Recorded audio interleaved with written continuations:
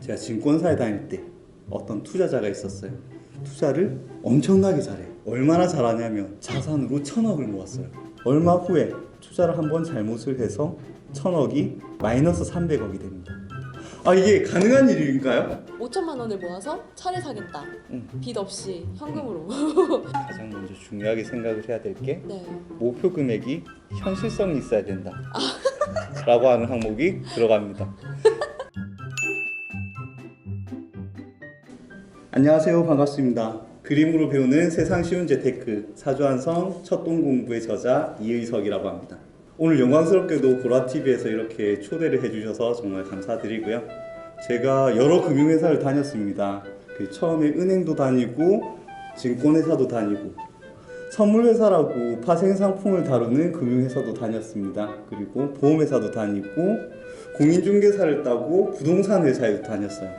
그런데 제가 이렇게 많은 금융회사들을 다니면서 공통적으로 사람들이 나한테 물어보는 질문들이 있더라고요. 어떤 질문을 사람들이 많이 했을 것 같으세요? 좋은 종목 한 개만 찍어줘봐. 좋은 종목 한 개 골라줘봐. 뭘 사면 돈을 벌 수 있는데? 이런 질문을 많이 물어보시더라고요. 이 질문을 저는 제 첫 직장인 은행에서부터 들었어요. 아니, 도대체 은행 직원한테 주식 종목을 왜 물어보는 거예요? 은행에서부터 이런 질문을 듣다 보니까 사람들이 어디에 투자를 해야지 돈을 벌 수 있는지 이런 데 대해서 관심을 많이 가지고 있구나, 그런 생각이 들더라고요. 그래서 오늘 저도 딱 이제 한 종목을, 한 가지를 뭘 사면 좋다 추천을 해드리겠습니다. 제가 말씀드리는 걸 잘 듣고 오늘 뭘 사면 좋겠다 라고 생각을 하시고 거기 투자를 하시면 됩니다. 그런데 이걸 바로 말씀드릴 건 아니고요. 제가 이렇게 여러 가지 말씀을 드리다가 조금 이제 집중력이 떨어졌을 때 살짝 말씀을 드리도록 할게요. 자, 요새 많이들 하는 얘기로 영끌이라는 말을 들어보신 적이 혹시 있으세요? 영혼까지 끌어모은다를 줄이는 말인데, 옆에 앉아있는 아무개가 나한테 이제 얘기를 하는 거예요. A라는 주식을 사면은 주가가 2배가 오를 거래. 한 달 이내에 주가가 2배가 오를 거래. 굉장히 솔깃하죠. 그래서 이제 1억 정도를 투자를 하면은 2억을 벌 수 있을 것 같은 거예요. 그래서 이제 내 돈을 모아보니까 내가 이때까지 모아놓은 돈이 100만 원밖에 없어. 100만 원 지금 투자를 해봤자 2배를 모은다고 해도 200만 원까지 밖에 안 될 거 아니에요. 그래서 이제 그때부터 막 여기저기 돈을 끌어모으기 시작하죠. 그래서 이제 1억을 모아가지고 투자를 하는 거예요. 용어까지 다 끌어모은 거죠. 근데 또 이런 사람들이 또 착하기까지 해. 자기 혼자 투자를 하는 게 아니라 옆에 있는 사람까지 꼭 꼬드겨. 내가 들었는데 내 고급 정보를 들었다. 근데 이 주식이 좋다고 하더라. 같이 사자. 꼬드겨요. 이게 바로 연끌 투자죠. 제가 연끌 투자를 싫어하는 데는 이유가 있어요. 그 이유가 뭐냐면 연끌 투자를 하는 사람들은 자기가 뭘 하는지 몰라. 뭘 하는지 이해를 하지 못해요. 제가 예를 한번 들어볼게요. 아시겠지만 빅히트 엔터테인먼트라고 새로 상장을 해가지고 얘기가 많이 있었죠. BTS의 소속사이기 때문에 앞으로도 굉장히 많이 주가가 오를 거고, 그래서 상장이 될 때부터 사람들의 기대가 굉장히 많았어요. 그런데 상장을 하고 나서 봤더니 생각보다 주가가 안 올라. 이건 안 오르는 게 아니라 곤두박질을 치는 거예요. 그래서 개미들의 손실이 많았죠. 근데 주식 자체가 원래 오를 때도 있고 떨어질 때도 있고 이렇기 때문에 그것 자체로는 큰 문제가 없어요. 근데 이런 얘기가 있어요. 내가 개미 투자자인데 결혼 자금을 박았는데 손해가 이렇게 막심하다, 환불이 되느냐, 이런 얘기를 물어봐요. 주식 투자를 해본 사람들은 이 얘기를 듣고 뭐라고 생각을 해요? 말도 안 되는 소리 하고 있네 라고 생각을 할 수가 있겠죠. 그러면 이 사람은 결혼 자금을 주식에 투자한 이 사람은 뭐 때문에 주식에 투자를 했을까요? 옆에서 맨날 듣는 얘기가 그건 거야. 이 주식이 오른다고 하더라. 이 주식 사면은 금방 올라가지고 몇 배가 된다고 하더라. 이런 얘기를 듣고 공모주 투자를 하면은 무조건 돈을 번다고 하더라. 테슬라 주식을 사기만 하면은 몇 배가 오른다더라. 이런 얘기를 듣고 이제 영혼을 탈탈 털어서 투자를 한 거예요. 근데 자기가 뭐에 투자를 하고 있는지에 대해서는 전혀 알고 있지 못한 거죠. 이게 제가 연끌 투자를 싫어하는 첫 번째 이유예요. 자기가 뭘 하고 있는지 모른다. 뭘 하고 있는지 알려면 어떻게 해야 돼요? 공부해야겠죠. 공부를 해야 돼요. 자, 두 번째, 제가 연끌 투자를 싫어하는 이유가 두 번째가 있어요. 연끌 투자를 하는 사람들은 목표가 없어요. 이 목표가 없다는 말은 무슨 말이냐면 제가 이것도 예를 한번 들어봐 드릴게요. 제가 증권사에 다닐 때 어떤 투자자가 있었어요. 투자를 엄청나게 잘해. 얼마나 잘하냐면 자산으로 1,000억을 모았어요. 지점에 있는 지점장들이 이 사람이 어떻게 투자를 하는지를 보려고 쫓아다닐 정도였어요. 굉장하죠. 1,000억을 모았으니까. 그런데 얼마 후에 투자를 한번 잘못을 해서 1,000억이 마이너스 300억이 됩니다. 아, 이게 가능한 일인가요? 뭐 주식 투자를 하면 주식이 상장 폐지가 돼도 영원으로 끝나겠지만 이제 레버리지가 높은 선물이나 옵션 같은 파생 상품에 투자를 하게 되면 원금 이상의 손실도 생기죠. 한순간에 1,000억 원의 자산가에서 마이너스 300억 원의 신용불량자가 된 거예요. 제가 이 얘기를 사람들한테 해주면은 사람들의 반응은 어떨까요? 이 사람 정말 바보다. 1,000억을 가지고 있으면은 이제 아무것도 안 해도 평생 먹고 놀고 살 수 있을 텐데 왜 그걸 위험하게 투자를 해서 돈을 다 날리지? 이런 생각을 해요. 그래서 저는 이제 이 얘기를 들을 때마다 오히려 뭐라고 물어보냐면 얼마까지 돈을 모으면 그 투자를 그만하고 네가 방금 얘기한 것처럼 편하게 뭐 돈을 쓰면서 살래? 라는 걸 물어봐요. 이게 바로 목표죠. 예를 들어서 어떤 사람이 나는 50억만 있으면 그 다음부터 아무것도 안 하고 이 돈만 쓰고 살 거야 라고 하면은 이 사람의 목표는 50억인 거예요. 그런데 아까 앞에 말했던 그 투자자는 자기의 목표 금액이 없는 거예요. 그러니까 끝까지 투자를 하다가 결국 신용불량까지 간 거죠. 목표가 없는 투자는 결국 0으로 수렴한다. 자, 그러면 이제 목표에 대해서 한번 얘기를 해볼게요. 재테크를 하는데 목표가 있어야 돼요. 제가 이제 어떤 사람한테 이렇게 물어봐요. 자신이 그렇게 이제 주식 투자를 하고 부동산 투자를 하는 이유가 뭐니? 라고 물어보면 그 사람 뭐라고 대답을 할까요? 아, 나는 돈을 무조건 많이 벌고 싶어 라고 얘기를 해요. 이런 사람은 이게 목표라고 얘기를 하지만 사실은 이건 목표가 아니야. 왜냐면 돈을 얼마나 많이 벌고 싶은지 알아야죠. 목표 금액이 있어야지 거기에 대한 재테크를 할 수가 있겠죠. 자, 그러면 재테크 목표를 설정을 하는데 금액만 있으면 되느냐? 또 그건 아니에요. 어느 기간 내에 얼만큼의 돈을 모으겠다라고 하는 재테크 기간도 목표로 설정을 해야 돼요. 예를 들어서 내가 다이어트를 하는데 난 한 10kg 정도 살을 빼고 싶어 라고 하는데 언제까지라고 하는 걸 안 정해 놓으면은 내가 한 나이 80 될 때까지 나이 80까지 가서 10kg 빼는 건 의미가 없잖아요. 그래서 내가 어느 정도 목표 금액을 어느 기간 내에 달성을 하겠다라고 하는 목표를 세워둬야 됩니다. 자, 그리고 목표를 정하는 데는 또 한 가지 중요한 게 있어요. 그 모은 돈을 어떻게 쓸지, 자금의 용도가 중요해요. 내가 이 돈을 결혼 자금으로 쓸 건지, 아니면은 노후 생활을 대비해서 쓸 건지, 아니면 뭐 아파트를 사는 데 쓸 건지, 이렇게 정해놓는 게 중요해요. 자, 이제 아까 전에 뭘 사야 될지 한 가지 찍어 드린다고 말씀을 드렸죠. 뭘 사야 될까요? 뭘 사면 좋을까요? 자, 이겁니다. 이거 현금을 사야 된다고 하는 말은 무슨 말이냐면 내가 지금 주식 투자에 많은 돈이 들어있다. 그럼 조금 주식을 줄이고 현금 비중을 늘리세요. 내가 지금까지 레버리지를 너무 많이 높였어. 대출이 너무 많아. 대출 조금씩 갚아 나가면서 조금 이제 그 위험도를 없애세요. 이제 이렇게 말씀을 드리면 많은 사람들이 욕을 해요. 지금도 욕하는 소리가 막 들려. 뭐라고 욕을 하냐? 아, 지금 테슬라 주식이 이렇게 많이 오르는데, 무슨 주식이 이렇게 많이 오르는데, 부동산이 날이 갈수록 치솟는데 이렇게 이제 현금을 가져도 되겠냐? 라고 많이 비난을 하시겠죠. 실제로 투자를 해보신 분들은 이렇게 말씀을 하시기도 합니다. 아, 지금 역대 최저로 금리가 낮아졌는데 이럴 때 대출을 받아서 투자를 안 하면 언제 하겠냐? 이럴 때 대출을 받아서 투자를 해서 큰 수익을 얻어야 된다 라고 말씀을 하세요. 다 맞는 말씀이십니다. 다 맞아요. 그런데 제가 한 가지만 딱 여쭤볼게요. 좀 이상하다는 생각이 안 드세요? 만약에 이제 주가가 오르려고 하면 주식은 기업을 사는 것이기 때문에 기업의 실적이 높아지고 순이익이 많아져야지 주가도 오르는 것인데 지금 코로나 때문에 막 경기가 안 좋고 이런 얘기가 막 나돌고 있는 상황에서 기업들이 다 어렵다고 이렇게 얘기를 하고 있는데 주가는 오른다? 부동산이 오르려면 수요가 많아지고 부동산 경기가 활발해지고 이렇게 해야지 부동산 가치가 오를 텐데 지금 정부에서는 부동산 가격을 안정화시키겠다고 이렇게 대책을 내놓는데 지금 부동산 가격이 오른다. 이상하지 않아요? 왜 그럴까요? 왜 그러냐면 지금 현 시점에 시장에 돈이 너무 많이 풀려서 그래요. 유동성이 풀렸다라고 얘기를 하죠. 시중에 널려있는 돈이 많다는 거는 사실 기업들이 투자도 하고 가계선 소비도 하고 이렇게 해서 경기를 좀 살려보겠다는 의미인데 안 하죠.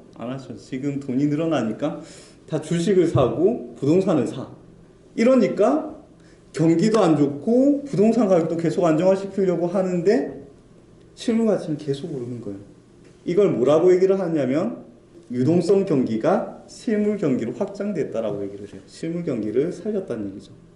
그런데 실물 경기가 살아나지 않고 유동성이 끝나버린다면 다시 주식과 부동산 가격은 원래대로 돌아갈 거예요. 2001년도에 9.11 테러 이후에 유동성이 많아졌을 때도 그랬고 2007년도에도 마찬가지였죠. 앞으로 실물 경기가 살아날 거라고 생각을 한다면 다시 과감하게 투자를 할 수 있겠지만 거기에 대해서 이제 의문을 가지신다면 현금의 비중을 조금 확대시킬 수가 있겠죠. 우리는 이제 생각을 해야 됩니다. 현금을 어떻게 내 재테크 목표를 달성을 하는데 사용을 할 것이냐. 여기에 대해서 생각을 해봐야겠죠. 그러려면 어떻게 해야 될까요? 또 공부를 해야 돼요. 또 공부를 해야 돼. 공부를 하는데 많은 이제 시간을 가지시기를 바래요. 자, 그러면은 이제 마지막으로 한 가지만 여쭤볼게요. 이런 공부를 하는데 시간이 얼마나 걸릴까요? 여기 4주면 충분하죠. 4주면 충분합니다. 이 책을 읽고 많은 공부를 하셨으면 좋겠습니다. 감사합니다.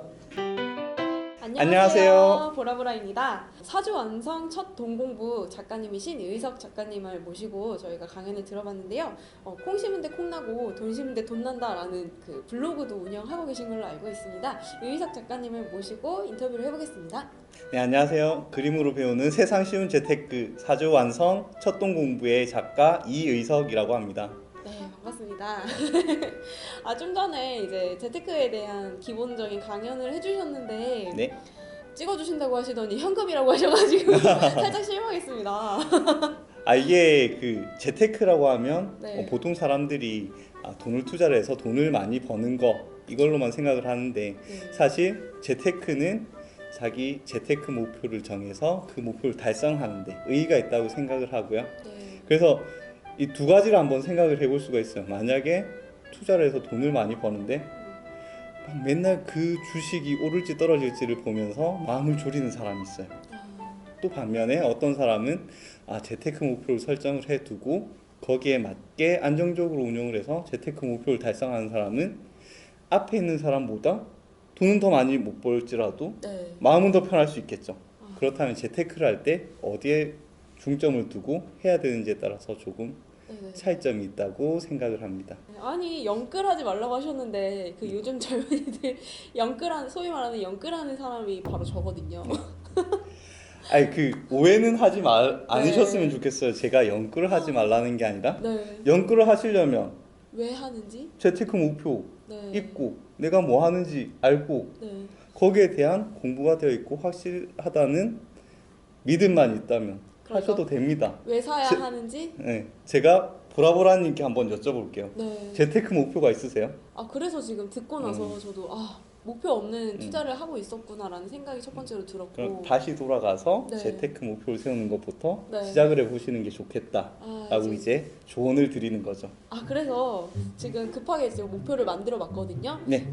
사회초년생인 보라보라가 월 200만 원으로 예를 들면 저 말고도 이제 많은 분들이 월 200만 원 이렇게 적은 월급을 받고 계시는 분들이 계실 텐데 월 200만 원으로 5천만 원을 모아서 차를 사겠다. 빚 없이 현금으로 이런 목표를 가졌다라고 하면 어떻게 얼마만큼의 기간 동안 모을 수 있는지 조금. 자, 이제 네. 목표를 세울 때 네. 중요한 게 있어요. 가장 먼저 중요하게 생각을 해야 될 게 네. 목표 금액이 현실성이 있어야 된다 라고 하는 항목이 들어갑니다. 200만 원으로 5천만 원 못 모아 이 말씀을. 자, 200만 원을 통째로 저축을 하는데 쓰겠다라고 하면 1년에 2,400만 원, 2년에 4,800만 원. 2년보다 조금 더 하면 모을 수 있겠지만 돈을 하나도 안 쓰고 생활할 수는 없잖아요. 맞습니다. 그리고 목표가 5천만 원을 모아서 차를 사는 데만 있는 건 또 아니에요. 맞아요. 다른 것도 해야죠. 그러니까 오해를 하시는 것 중에 하나가 네. 재테크 목표를 설정을 할 때 꼭 네. 한 가지만 설정을 해야 된다라고 아. 생각을 하시는데 네. 재테크 목표는 꼭 한 가지일 필요가 없습니다. 아. 예를 들어서 저는 이제 1년에 한 번씩은 꼭 해외여행을 가는 게 목표이기 때문에 와이프랑 같이 1년에 360만 원을 모으고 있어요. 아. 이것도 이제 한 가지의 재테크 목표가 될 수 있죠. 아. 그리고 또 저의 다른 재테크 목표는 나중에 이제 노후를 위해서 네. 30년 후에 네. 원활한 생활이 가능하도록 또 그 돈도 따로 모아야겠죠. 지금 단순하게 두 가지만 말씀을 드렸지만 네. 지금만 해도 벌써 두 가지 목표가 생겼죠. 아. 그런데 이제 저는 결혼도 하고 작지만 집도 가지고 있고 그래서 이제 그런 목표들은 이미 제외가 됐지만 아. 이제 갓 사회생활 시작한 보라보라님께서는 네. 해야 될 게 많죠. 그러니까 이제 한 가지에만 집중을 네. 해서 할 게 아니라 네. 여러 가지를 동시에 생각을 해 봐야겠죠. 네. 그러니까 그 각각의 목표에 맞게 어떻게 돈을 모으는 게 좋은지도 좀 고민을 해보셔야겠고요. 이게 한 가지로만 딱 하는 게 아니라 진짜 세분화 시켜서 좀 내 인생 계획도 다시 돌아보고 네, 그렇죠. 재테크 목표를 세울 필요가 있겠네요. 노후 생활을 위한 자금을 마련하기 위해서 네. 이렇게 정말 쉽게 질문해 주셨는데 대답은 굉장히 어려워요. 아. 왜냐하면은 고려를 해야 될 요소가 굉장히 많죠. 이렇게 한번 생각을 해볼게요. 네. 은퇴를 언제 하실 생각이세요? 그런 것도 되게 막연한데. 그냥 나이를 한 개만 딱 찍어 보세요. 60세? 60세. 네. 일찍 은퇴를 하실 생각이네요. 자, 60세에 은퇴를 할 거고 그러면 그 시점에 네. 한 달에 얼마 정도의 돈을 쓰실 수 있으면 생활이 여유가 있으시겠어요?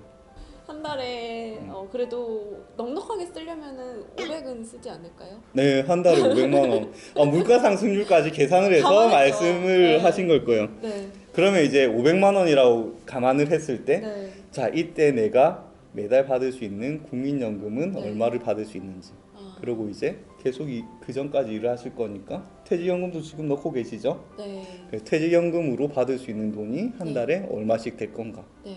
그리고 개인적으로 연금 넣고 계신 거 있으세요? 네, 있습니다. 개인연금으로 한 달에 받을 수 있는 금액이 어떤 건가? 500만 원에서 그 돈들을 빼고 난 다음에 남는 금액이 이제 부족한 금액이겠죠? 네. 요 금액만큼 이제 어떻게 모을 건지 고민을 하셔야 되는데, 자, 그러면 이제 네. 작전을 짜야겠죠? 작죠. 자, 여유 자금이 어디서 나올까요? 월급에서 나오죠. 네, 월급에서 나오죠. 네. 월급이 그대로 다 여유 자금이 되진 않겠죠? 왜냐면 월급에서 지출 비용이 있겠죠? 네. 지출 비용을 빼고 난 다음에 남는 금액을 내가 재테크 목표로 사용할 수 있는 금액이 되겠죠. 만약에 이제 계산을 해보는 거예요. 여유 자금이 한 달에 70만 원이 나왔어. 네. 어떤 방법으로 배분을 할 건지 계산을 해봤는데 계산이 도저히 안 나오는 거예요. 네. 그럼 어떻게 하겠어요? 월 수입에서 지출을 뺀 금액이 여유 자금이에요. 네. 몇 가지 방법이 있어요. 한 가지 방법이 아니에요. 첫 번째로 월 수입을 높이면 되겠죠. 아. 월 수입이 올라가면 똑같은 지출이라고 봤을 때 네. 여유 자금이 커지겠죠. 그렇다는 말은 재테크 목표를 위해 사용할 수 있는 금액이 많아진다는 얘기죠. 돈을 더 벌어라. 네. 이게 가장 첫 번째. 네. 근데 월 수입을 올리는 게 쉽지가 않아요. 네, 맞습니다. 두 번째 방법 뭐가 있을까요? 투자? 지출을 줄여야죠. 지출을 줄여야죠. 월 수입에서 네. 지출을 뺀 금액이 네. 여유 자금이기 때문에 네. 월 수입이 그대로라면 네. 지출이 줄어들면 어떻게 되겠어요? 여유 자금이 올라가겠죠. 그- 세 번째로 생각하시는 부분이 아까 말씀하셨듯이 여유 자금을 어떻게 모으고 어떻게 굴릴지를 그 다음에 이제 걱정을 하셔야 되는 거예요.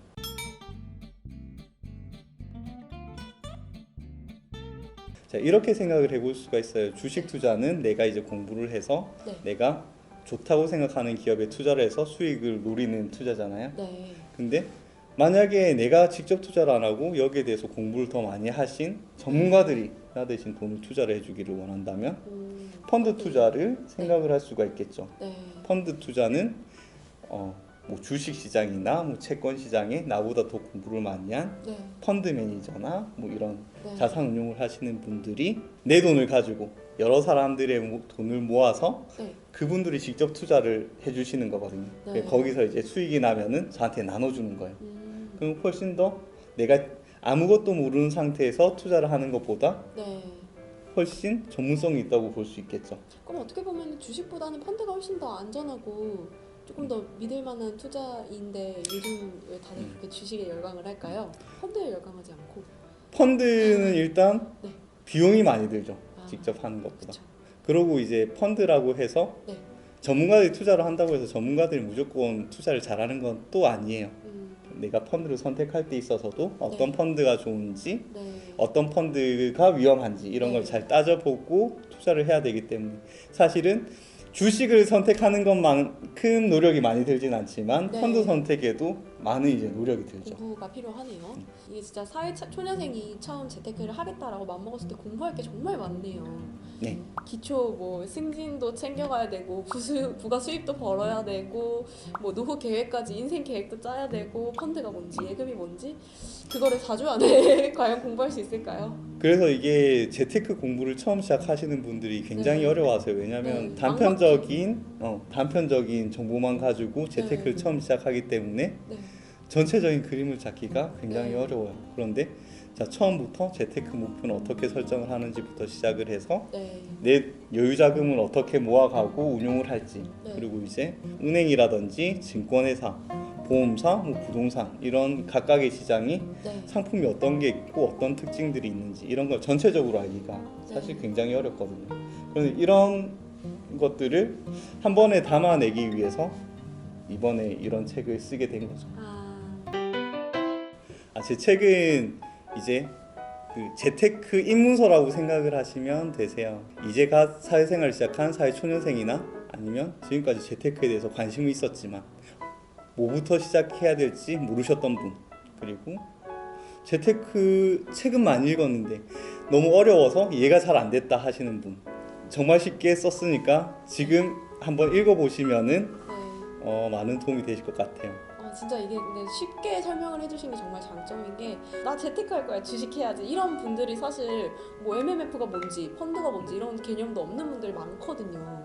그런 분들이 꼭 한번 읽어보셔야 될 책이라고 생각합니다. 네, 그럼 오늘 나와주셔서 감사하고요. 그럼 여러분 구독과 좋아요 알림 설정 부탁드립니다. 감사합니다.